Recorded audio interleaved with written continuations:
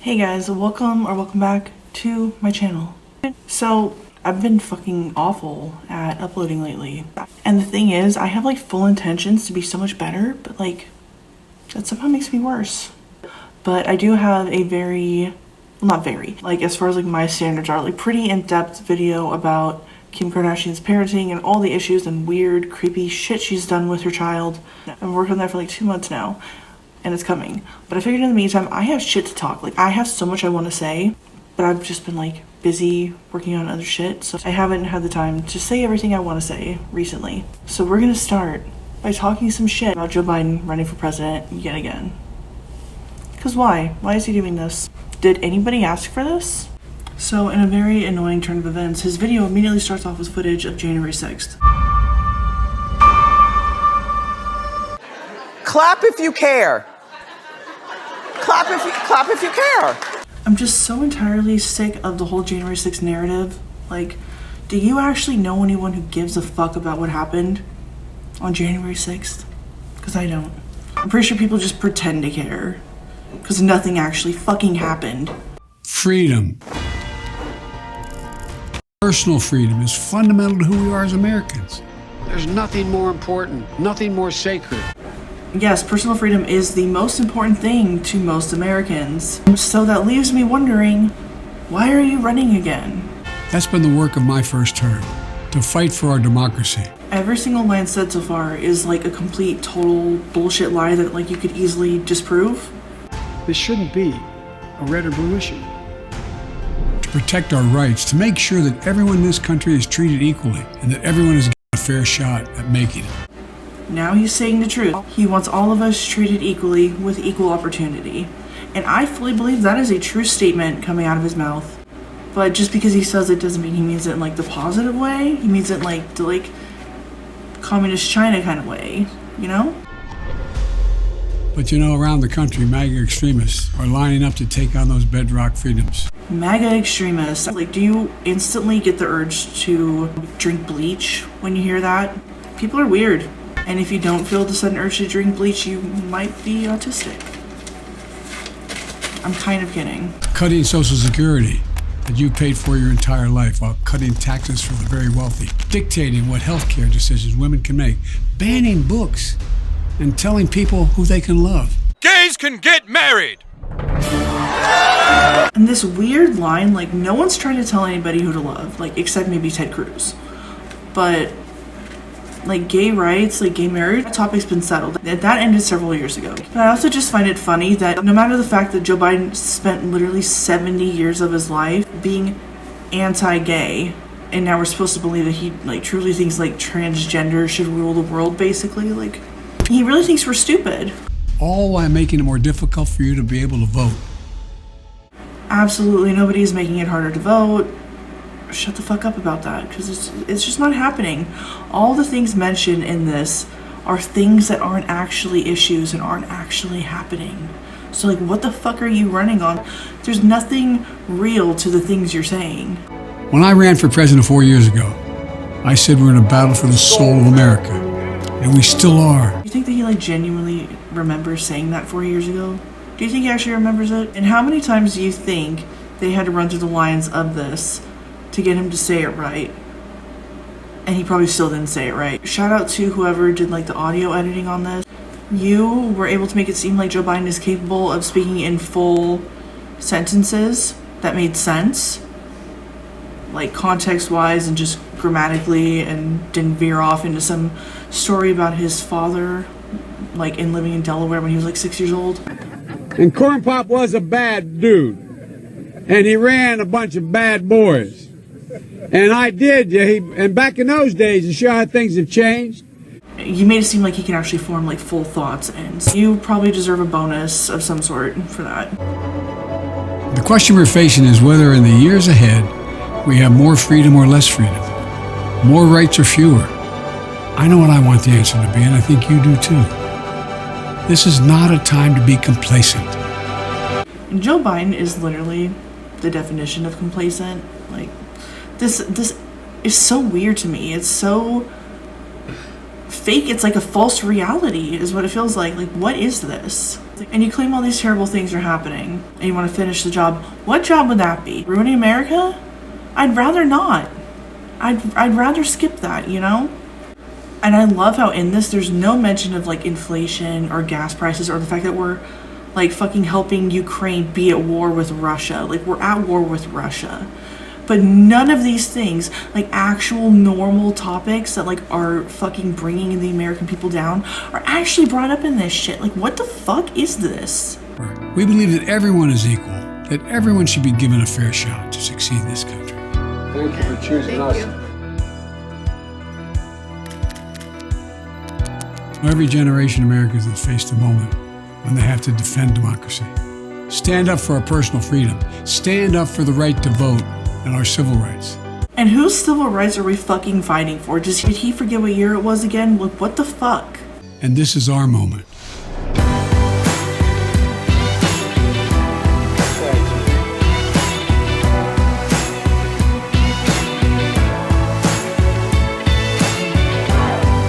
We, the people, will not decide.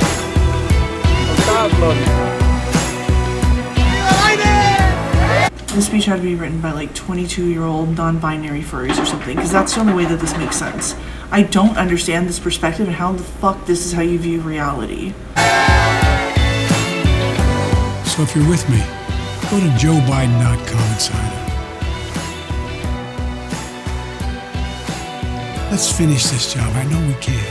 This is just full of buzzwords and that's it. It actually doesn't, even the topics that he brings up as like issues, he doesn't say any kind of plan for how he'd fix them.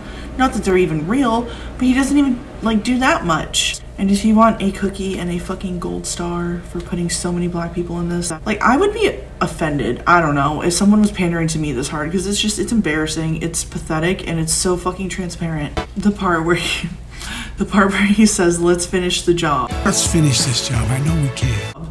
He looks like a ventriloquist dummy. It's so fucking creepy and terrifying, and that's our president. That's our fucking president. Oh god, that's so sad. It's not funny, Ed. Like, in all these clips they showed of him speaking, there was no clip that ran more than like 2 seconds straight, because he's not capable of speaking for that long in a way that's understandable. Meanwhile, a lot has come out about Steven Crowder lately, and if you don't know who Steven Crowder is, like, I'm not going to sit here and explain it. You clearly know how to work the internet. You got here. Go look him up. He's like a right-wing YouTuber who's really just kind of a dick. Like, even though I would agree with him on certain things, I hated myself for agreeing with him just because the way he talks is, he's a fucking dick. He's not funny. He's rude.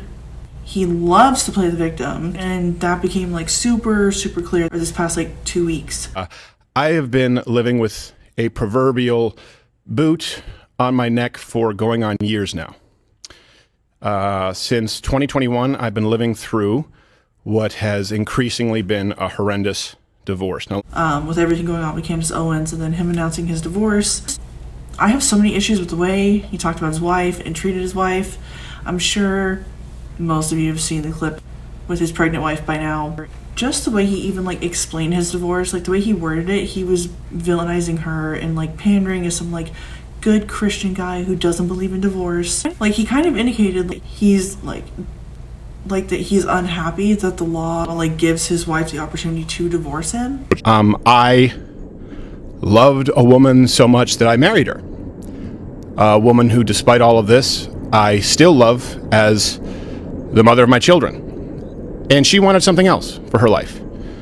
That's not my choice. She simply wanted out. And the law says that that's how it works. Now, of course, look, I get it. There are multiple sides to every story, but one thing that is undeniable in this case is that it's no one's fault but my own. In that I picked wrong. I don't like how anything he said about it was worded. He chose the wrong woman when he's just like a dick. In that video that was leaked, I think by her parents, the wife's parents, I think, or their legal team, something like that. She's 8 months pregnant and he is being such a fucking verbally abusive, controlling, manipulative, fucking worthless piece of shit to her. And it just, pisses me off when men get a woman pregnant and then treat them like dog shit. He told her he doesn't love her after like questioning her about who she could possibly get a ride from, after forcing her to not be able to have the keys to the car, like saying that she can't take the car, get an Uber, and she's like, well, I'll get a ride from someone. Then he implies that she's gonna like get a ride from a guy or something. That was weird. No, you're not taking the car. Steven, You're not taking the car. Steven, You are not. then I taking will ask someone to pick me up. Would you like me to ask? Oh, that's right. It's not a threat, Steven. Get an Uber. Okay, Steven, I can't. Feeling some constraints? Steven. Like, I can't Steven. go. Listen to me. Listen to me. You want to walk out right now? Listen to me. I can't go to the gym. I can't go to my parents. I can't call my friends. I can't be home. You're going to take the car and leave me here. Hillary, just think of how boxed in you've made me. What do you need me to pick up? I'll get it. I'll be back when I'm back. No, that doesn't work either. You'll be back when you're back. That doesn't work either. Like, first of all, she's 8 months pregnant. Most guys don't want to hit, and most likely she's not, like, that's not where her head's at. She's not trying to cheat on you at 8 months pregnant. He implies all that, questions her, like, do you love me? Do you really love me? Are you committed to this? And then says that he doesn't love her. You give up so easily? I just said the only way out of this is discipline and respect. You said, then we're at an impasse. Steven, no, we are at an impasse, okay? I love you, but Steven, your abuse is sick. Your abuse Watch it. is sick. Watch it. Watch it. I'm gonna let go. I'll get what you need me to get. And I need some space. We need to just stop engaging for a little bit, okay? I love you. I love you very much. I don't love you. That's the big problem. I've never received love from you, and the fact is, when I go, look, I need you to do A, B, C, and D, you just be disciplined about it, you go, no. But I love you more than life itself. Okay. Put on some gloves. No. But I love you more than life itself. That's not fair. That's not fair, and it's disingenuous. Hillary, you're right, we're at an impasse. Become someone, listen to me, day in and day out, worthy of a wife. No, not as a wife. I didn't say as a wife. Hillary, come on now. I'm not gonna engage. I'm not gonna engage anymore. I'm gonna go. I'll text me what you need. I'll get you what you need. I love you. I'm committed to you. You're not committed to anything. You're not committed to anything. You just said I love you. I'm committed to you. Walk the dogs. Put on some gloves. I need to Walk the dogs. Put on some gloves. Are you committed enough to do those things? Are you committed enough to do those things? Are you committed enough to do those things? I'm gonna just walk the dogs. Put on some gloves. Are you committed enough to get the medication the dogs take? And then at the very end of the clip, he tells her, I'm gonna fuck you up, to his 8-month pregnant wife. I really don't know how he has the balls to face anybody after that. Like, if you don't write him off after that, if you're a fan of his and don't write him off after that, you need to rethink your life choices, because that's pathetic. You're stupid. There's really no justifying that, like, ever. There's some people who are saying, like, you can't judge what kind of person he is and what their relationship was like based off, like, one video, but you kind of can. If you're talking to an 8-month pregnant woman like that, saying you're gonna fuck her up because she didn't walk the fucking dog, if you don't write him off after that and you're still gonna watch him, you're just as stupid as he is. That's really all I have to say about that. Really, that's it. I don't really want to spend that much more time talking about that piece of shit. Meanwhile, at the Krusty Krab. Everyone in the world has heard what happened to Tucker Carlson being fired from Fox News, and I think it's one of the dumbest things Fox News has done in a while. But truthfully, I think it's something that they wanted to do. I think they've been wanting to go less right and more left for a while. I think it's probably just like the beginning of the end. Because now all the other hosts of the shows are like getting way less views because people are like, to some degree, boycotting Fox now. Not everybody, but a lot of people. And it's fucking everybody's shit up. But that's kind of what they get. If you watch any of my videos about Tucker Carlson, it's very clear I'm very up and down about my feelings about what he's saying. But I still think he was a better voice to have on than a lot of people that are on TV. I think he'll be fine though in the end. Like, he's gonna continue to be wealthy. He'll continue to like have a big voice. Somehow, some way, he'll be fine. I figured I would share with you guys if you haven't already seen it. This is like, I think like over a month old for sure. He went on a podcast, and I first saw this through Russell Brand, but Tucker Carlson admits to being a problem in the media and not realizing it and seeing the media for what it was for so long. And just all these things he's embarrassed about and ashamed of, and like the fact that he promoted the Iraq war, I'd be ashamed of that too. But it takes a lot to admit things that big, honestly. I've spent my whole life in the media. My dad was in the media. Like, that is a big part of the revelation that's changed my life, is the media are part of the control apparatus. Like, there's no, yeah, I know, because you're younger and smarter and you're like, yeah. But what if you're me and you spent your whole life in that world, and to look around and all of a sudden you're like, oh, wow. Not only are they part of the problem, but I spent most of my life being part of the problem, defending the Iraq War. Like, I actually did that. Can you imagine if you did that? What is one of your biggest regrets in your career? Oh, defending the Iraq War. That is it? Well, I've had a million regrets, not being more skeptical, calling people names when I should have listened to what they were saying. Look, when someone makes a claim, there's only one question that's important at the very beginning, which is the claim true or not? And for too long, I participated in the culture where I was like, anyone who thinks outside these pre-prescribed lanes is crazy, is a conspiracy theorist.